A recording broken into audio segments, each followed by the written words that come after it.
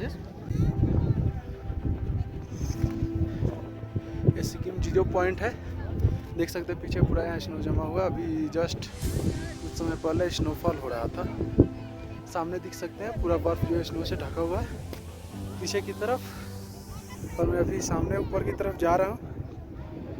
ये थोड़ा हाइट है, level of ground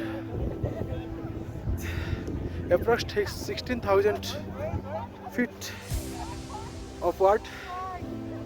So I feel some breathing problem. So मैं स्टेप बाय स्टेप ऊपर की तरफ जा रहा हूँ। इसके बाद ये जो मैं दिख रहा है यहाँ से, मैं स्केटिंग करने का ट्राई करूँगा। यहाँ से मैं स्लिप करूँगा। सो अमेजिंग एक्सपीरियंस है गाइस। फर्स्ट टाइम यहाँ पे आया, बहुत अच्छा लगा। मेरा रॉयल एनफील्ड क्लासिक से मैं यहाँ पे आया हूँ। ये देख सकते हैं।